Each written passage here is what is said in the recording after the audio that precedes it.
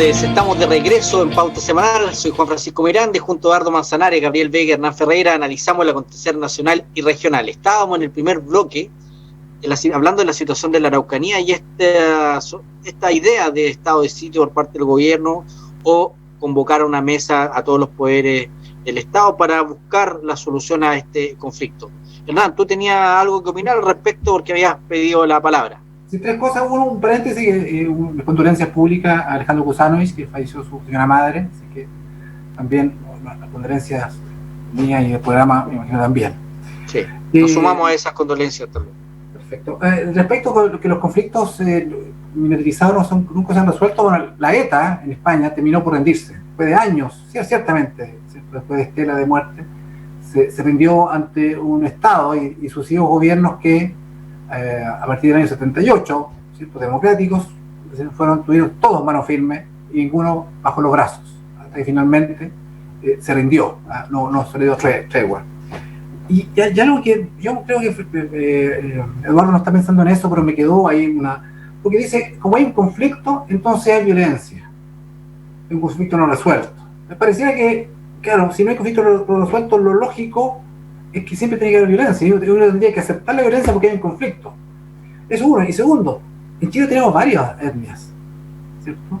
Varias etnias. Significa entonces que cada uno habría que reconocerle su espacio, ¿cierto? O sea, Chile quedaría reducido a ¿qué cosa? Como Chile como tal. ¿A cuál espacio físico que tiene reconocido cómo? Sí, en el sur, extremo sur, tenemos, ¿cierto? En la Patagonia, imagínate, ¿tendríamos que entregar toda la Patagonia? ¿Tendríamos que entregar parte de la Araucanía? El norte tendríamos que entregárselo a los Aymara, quechua, que nos teníamos que ir entonces a cambiar de país. La realidad ya están. Chile se formó así. Nos guste o no nos guste, esta es la historia que tenemos.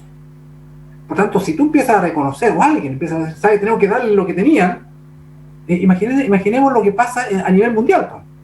¿Ah? No quedaría ningún Estado prácticamente en pie con las fronteras que están hoy día. Entonces uno puede decir, reconozcamos, tenemos las tierras, lo que tenían, pues entonces cerramos la cortina y nos vamos para la casa. Ese no es el punto, creo yo. Y tampoco uno decir, porque hay conflicto, entonces tenemos guerra o tenemos violencia. Entonces normalicemos que cuando hay conflicto hay violencia. Creo que la solución no va por ahí. Solo eso. Sí, en eso... Perdona, pero es un exceso. Claro, dale, la verdad es que ninguno de los pueblos originarios está pidiendo que poco menos que se les devuelvan todas las tierras. Está pidiendo, en primer lugar, justicia e igualdad, ¿no es cierto?, de trato, ¿no es cierto?, a sus pueblos. El reconocimiento de que son un pueblo que tiene cultura, que tiene historias distintas a la del chileno común y corriente. No tiene nada que ver eso con que el pueblo mapuche esté pidiendo poco menos que se le devuelvan todas las tierras. Eso no lo he escuchado nunca ni lo he leído nunca. Lo que sí algunos están pidiendo, algunas comunidades específicas, que se le devuelvan tierras que fueron de ellos y que inclusive están establecidas en las notarías antiguas, ¿no es cierto?, a través de, no sé cómo se denominan esas actas notariales de la época, pero yo creo que un exceso pensar que es una restitución completa. Y por lo demás, eso ha ocurrido en otros países, ya lo hemos visto en Australia, en Nueva Zelanda, en Canadá, en Estados Unidos, y no ha habido ningún problema al respecto, por el contrario.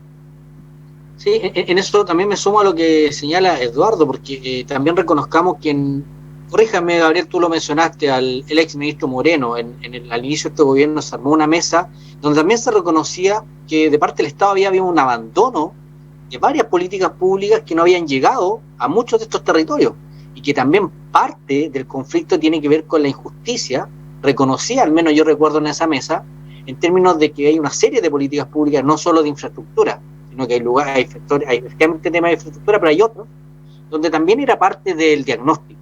Entonces, no solo se trata de reivindicación de tierra, sino que también se trata de un trato. Y también tiene que ver con el reconocimiento como nación y eso es parte de la discusión que hoy día tenemos. En otros países lo han resuelto esta convivencia. Tampoco se trata de ir hacia atrás, viajar en el tiempo, y tendríamos que andar... sería otro mundo al que tenemos. El tema está en cómo logramos conciliar en el mundo que nos toca vivir estas dos miradas, pero todo parte de la dignidad de reconocer que efectivamente, y así yo valoro esa mesa, que fue una mesa amplia, incluso acá en el Cerro Ñelol, esa imagen guardada, efectivamente se establece una serie de compromisos. El problema es que Francisco se informa si esos compromisos han tenido avances, cómo ha ido evolucionando. Gabriel, quisiera cerrar el tema con alguna opinión respecto a que tú hablabas que tienes contacto con los parlamentarios de allá. ¿Cómo ven ellos la salida mediante una solución política? Hay distintas voluntades desde el Parlamento y donde más se insta al Ejecutivo a la iniciativa, pero estamos justo en el periodo de, entiendo que es este año, o ya pasó la fecha, pero estábamos muy cercanos a la renovación del convenio 169 de la OIT, donde precisamente se amarraban ciertas cosas que eran quienes que producían esta suerte de arma de doble filo muy peligrosa que yo planteaba, de que finalmente se avalaba la violencia por parte de un lado, porque finalmente se debe judicializar de manera diferente. Lo que estamos haciendo es decir de que hay gente con distintos derechos que tú, Juan Francisco, has llamado justicia. Me cuesta verlo como eso, yo lo veo como que no somos iguales, que hay gente con distinta categoría de derechos. Uno esperaría de que unas personas fueran juzgadas. Yo sabía, o sea, me comentaban incluso de casos, yo con esto no quiero hacer ninguna caricatura y quiero ser responsable también en señalarlo. Habían casos de violencia intrafamiliar que eran juzgados de manera diferente por pertenecer a esta etnia y porque finalmente la relación entre varón y mujer era diferente dentro de los grupos familiares de esta índole. Eso no es justicia.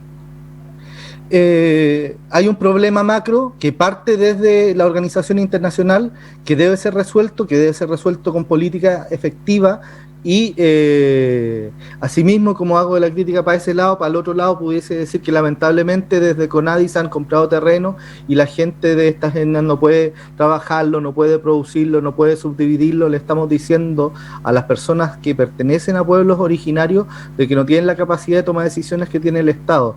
Eso es injusto. Eso es un diferente trato entre nosotros. Yo creo que ya que estamos hablando de escribirnos la Carta Fundamental nuevamente, debemos propender a que seamos efectivamente iguales en derechos civiles y que podamos fortalecer nuestras diferencias personales por distintos caminos con un trato igual. Bueno, en eso es importante tomar nota respecto a esto. Porque yo creo que va a ser parte de la discusión de cara a esta redacción de una nueva constitución. Lo mencionó Eduardo, el reconocimiento o no de pueblos originarios dentro de esta nueva Carta Fundamental. ¿Y qué significa ese reconocimiento? Porque una cosa así, yo reconozco que hay, pero ¿qué significa en términos de esta nueva constitución? Y sobre todo a partir de esta constitución van a tener que haber leyes transitorias de adecuar las vigentes. Ahí se produce todo un tema legal que no es menor y no es trivial, pero va a ser parte del tema. Y en eso, solo para regionalizar el conflicto que hay allá, acá también tenemos 4 pueblos originarios. Recordemos que en esta elección el 11 de abril, junto con elegir a los 3 constituyentes, se va a escoger un representante del pueblo Yagán, un representante del pueblo Cahuéscar. Entonces, en eso es algo importante para la región, porque ahí solo menciona, y no es afán de desarrollar los minutos que quedan el tema, pero al menos una de las noticias que salió ayer, entiendo, es que un proyecto de salmonera, en términos de un centro en el sector de Última Esperanza, una comunidad o parte de la comunidad Cahuéscar había presentado un recurso y la Corte Suprema efectivamente acogió el recurso y como que devuelve atrás la aprobación ambiental que tenía ese proyecto, y por lo tanto ahí hay un ejemplo de cómo este convenio internacional, también firmado por el Estado de Chile, tiene repercusiones a la hora de desarrollar la actividad económica y, por cierto, la actividad social en un territorio. Ahí es un tema que yo creo que puede también dar para lo que va a dar el tema del año. En los minutos que quedan quería preguntarles también, porque otra de las noticias, ya esto ya es más político-electoral, si se quiere, también está rondando la idea de cómo esta es una elección importante el 11 de abril, simultánea, hay algunos creativos o creadores que plantean hacer la elección en 2 días, o cortar el padrón, por decirlo, de la A hasta la M van a votar tal día y de la N en adelante en los días siguientes. ¿Qué piensan ustedes respecto a esto? Pareciera ser que parecía descabellado, pero parece que hay personas que están de acuerdo. ¿Cuál es la opinión de ustedes como representantes de partidos políticos respecto a innovar en pleno proceso de elección, que estamos en el proceso ya de campaña, y cambiar esta regla de votar en días distintos, o de votar con este voto anticipado que también está en proceso legislativo? Sí, bueno, el gobierno está leyendo, habría dicho que iba a presentar la próxima semana proyecto de reforma para efectivamente que la elección se hiciera el día 10 y 11, 2 días seguidos, desechando esta idea de que tampoco era mala, dividirla en 2, el día domingo 11 una elección, 2 elecciones, pues son 4 elecciones, 2 elecciones el día domingo en un solo acto, y el domingo siguiente 2 elecciones más en otro solo acto. Porque algunos piensan que dividir las elecciones y dejar las urnas porque si tú haces 10 y 11 hay que dejar las urnas en los colegios, ¿cierto? O en los locales donde se va a hacer la votación.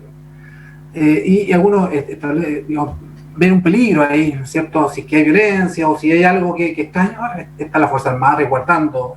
Sí, eso te iba a decir, las Fuerzas Armadas resguardan por ley los recintos de votación. Lo que en otros países esto parece extraño, digamos, bueno, acá tendría una razón de ser bastante fuerte. Entonces, es decir, no hay experiencia de eso. También el tema de los vocales serían, el proyecto de ley serían los mismos vocales del día 10 y 11, se les pagaría el doble y un poquito más, ¿cierto? No sería escrutinio el día sábado, sino que sería obviamente el día domingo, la noche, después de terminar la elección. Sería algo inédito. Lo ideal hubiese sido esto, primero que se hubiera hecho mucho antes, digamos, no un mes, prácticamente un mes y medio, un poquito menos de la elección, porque sería una última hora toda a la carrera, digamos, eso no corresponde. No hay experiencia en hacerlo en 2 días, creo que obviamente no se previó, no parece mala idea, pero el único punto efectivamente es la urna, está la Fuerza Armada, pero tener las urnas ahí, yo creo que lo que decías tú, de la A a la F, no creo que no tiene mucho sentido, la gente se va a enredar. Ahora, ¿cuál es la razón de eso? Yo no la traté de buscarla, porque si el recuento iba a ser muy tarde, claro, el segundo día igual el recuento no es parte de la decisión. ¿Será por disminuir la presencia de personas en el momento de la pandemia? Porque en votación normal, se estaba leyendo, se demora 1 minuto la persona. Con esto se demora 4 minutos, no menos. Entonces va a ser todo muy lento y quizás en un solo día no alcanzaría a votar toda la gente. ¿Ah? Por eso que hay que alargarla, porque imagínate donde hay 60, 100 candidatos a concejales, es una sábana el voto, más los gobernadores, más los constituyentes. Claro, así te lo planteo, así como en la elección anterior se votan tantas mesas, en la elección primaria que hubo hace un tiempo atrás, se redujeron las mesas.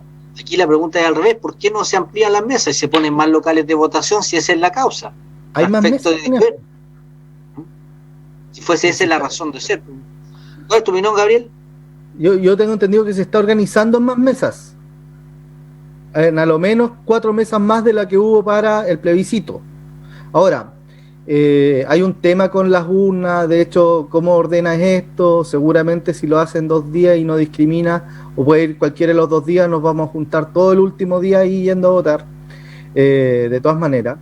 Y el tema de no abrir la urna, de mantenerla guardada, es un riesgo gigante, que por mucho resguardo que tengan, se puede prestar para malos entendidos, y de hecho escrutar, que es la otra solución, es mucho peor, porque ya empiezas a ver las tendencias de las otras elecciones como para que pueda cambiar el escenario al día siguiente. Yo no soy partidario para nada que se haga en 2 días, yo prefiero de que se haga en una jornada más larga, quizás que duren más, 12 horas abiertas las mesas y que sea un proceso más largo, pero que sea en un mismo día. Si es que ese es el motivo, porque finalmente los aforos y todo esto no es lo que se está previendo. Pero ya tuvimos una elección con participación récord que fue a mi parecer, exitosa, transparente, que nos da confianza a todos. Yo creo que más allá de estar muy encima de la fecha, quiero hablar a favor de nuestro sistema electoral, de que esta garantía del papel y el lápiz, el escrutinio de vocales representantes de la ciudadanía, y transparencia y la inmediatez de los resultados nos da una confianza gigante a todos que no tenemos que ponerla en riesgo para nada. Yo no me aventuraría en nuevos movimientos electorales del sistema electoral y afianzaría lo que ya tenemos. Ojalá lo más parecido antes, pero estamos en una situación excepcional. Alarguemos los tiempos, o hablamos más colegio. Sí, 30 segundos nomás. Fíjate que que podría pasar que los vocales de mesa que estuvieron el día sábado, por algún motivo, no asisten el día domingo. Claro. Entonces, quien abrió la mesa, quizás no serían los mismos vocales que la cierran, porque o alguien se enfermó, o alguien directamente no fue, y habría que elegir otros vocales, y serían mesas constituidas de manera distinta. Oye, no, muy para terminar los puntos, votar en 2 días significaría ir 2 veces a votar, o sea, los aforos van a ser altos de todas maneras. Claro. No va a ser la solución, no va a ser esa la solución. Y de hecho sería súper feo en cuanto a legitimidad de que por el concejal hayan votado 100 y por el gobernador regional hayan votado 500. Pues entonces hay que mantenerlo como está, yo creo, en la misma jornada. Eduardo, ¿qué piensas respecto a esta innovación de algunos creativos?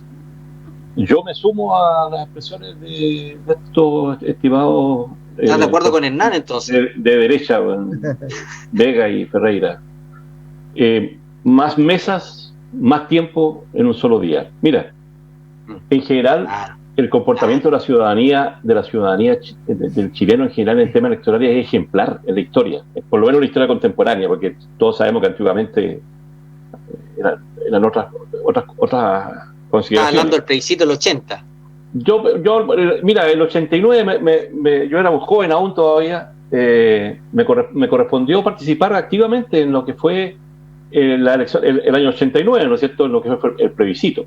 La discusión que había en la izquierda en general en esa época, el mundo progresista, como se le denomina hoy día, era cómo vamos a ir a participar en una elección que está ganada por Pinochet, por la dictadura, porque no había registros electorales, los partidos políticos estaban prohibidos, es decir, no había ni una posibilidad de hacer una elección. Sin embargo, triunfó la visión, que costó tenerla, obviamente, a nosotros los socialistas hasta última hora no nos costó, decir, pero ¿sabéis qué? Tenemos confianza en el pueblo chileno, armemos, ¿no es cierto?, un sistema paralelo, ¿no es cierto?, de control electoral, y vamos a combatir a Pinochet en un lugar donde él no tiene ninguna posibilidad de ganar si es que es democrático.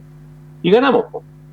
El control, ¿no es cierto?, ciudadano de esa elección fue, como te digo yo, ejemplar. La cantidad. En esa época no había internet, no había WhatsApp ni nada, era a pulso el colocarla. Y así sucesivamente en distintas elecciones el pueblo chileno se ha comportado también de manera ejemplar, para repetir la misma palabra. Pero eso no quita que no seamos suspicaces. Es decir, cualquier cosa que cambie las reglas del juego, que hagámoslo en 2 días, que no sé, hoy día no sé si la cultura del pueblo chileno está en condiciones de aceptar una cosa como eso. Hagamos las cosas como las hemos hecho siempre, habrá tiempo para innovar. Yo creo que vamos a llegar algún día a tener el voto electrónico, ¿por qué no? Pero hoy día hagamos las cosas como las sabemos hacer, más mesas, más tiempo, una sola votación, un solo acto electoral en un solo día. Yo creo que es la postura más correcta. Sí, ahí en eso reiterar o recordar que el plebiscito de octubre hubo un plazo adicional, se extendió tradicionalmente las elecciones desde las 9 de la mañana hasta las 6 de la tarde aproximadamente, se extendieron 2 horas adicionales precisamente, y además se estableció un horario preferencial para adultos mayores principalmente. Eso fue acordado en el plebiscito y anduvo bastante bien con una convocatoria importante. Acá el hecho, yo creo que efectivamente concuerdo con ustedes, estamos todos de acuerdo en esto, es importante que ojalá alguien del gobierno... Es lo que Piñera estaba reclamando.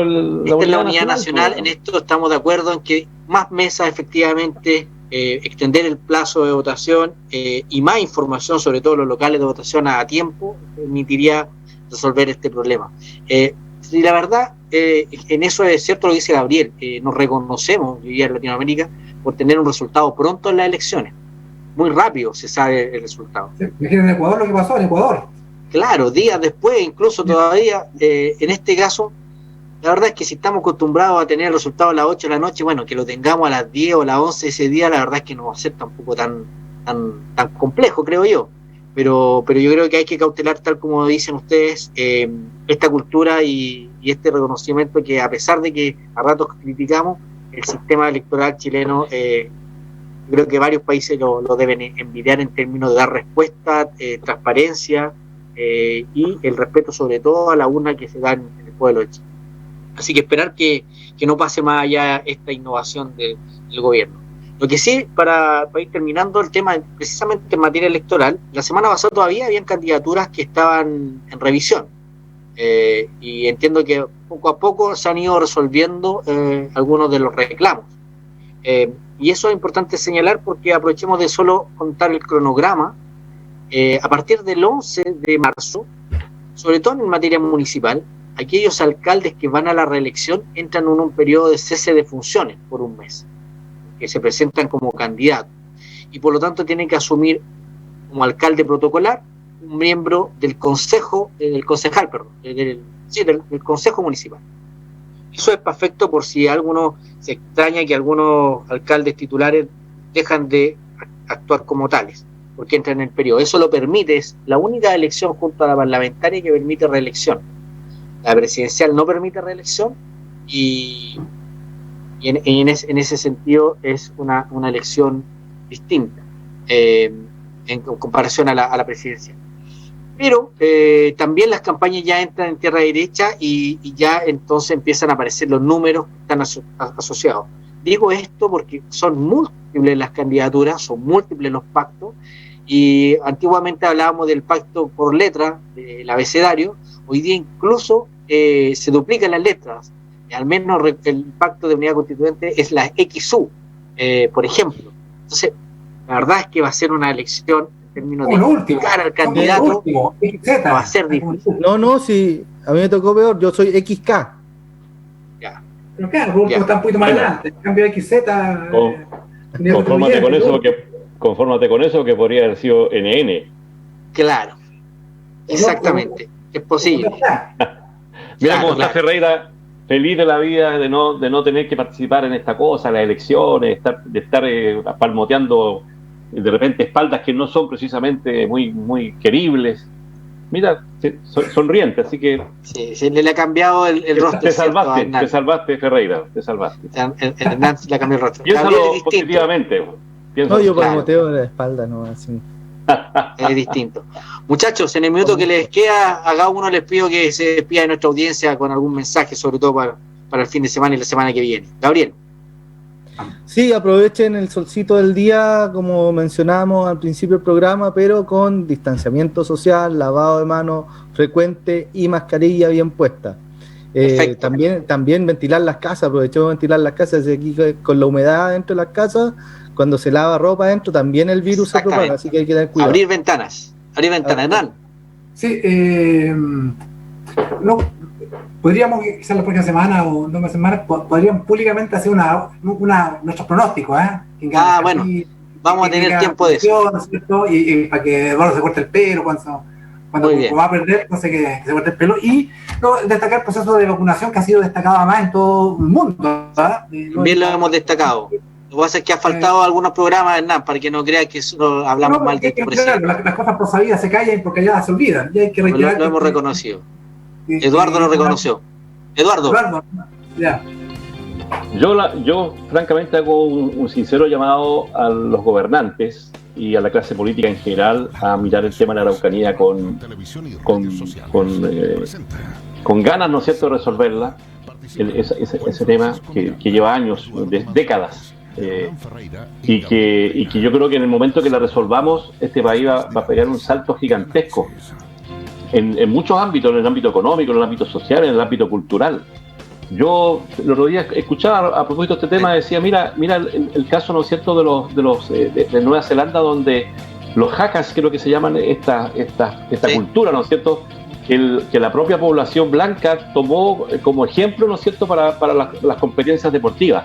El himno australiano se canta la mitad en el idioma maorí y la mitad en el idioma inglés que ellos tienen. ¿Por qué no tenemos esa capacidad, ¿no es cierto?, de mirar la historia de otra forma? Yo hago un sincero llamado a que nos sentemos de esa forma.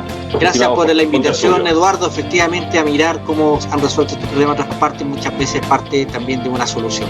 Así que nos despedimos, desearles un buen fin de semana. Aprovechen estos días, estas horas de sol grato. Abrir puertas, ventanas no nos hace mal, por el contrario, nos hace bien. Que estén muy bien. Hasta la próxima. Comunicaciones, radio, televisión y redes sociales presentó Pauta Semanal. Participan Juan Francisco Miranda, Eduardo Manzanares, Hernán Ferreira y Gabriel Vega. Pauta Semanal. Después de la noticia, el análisis.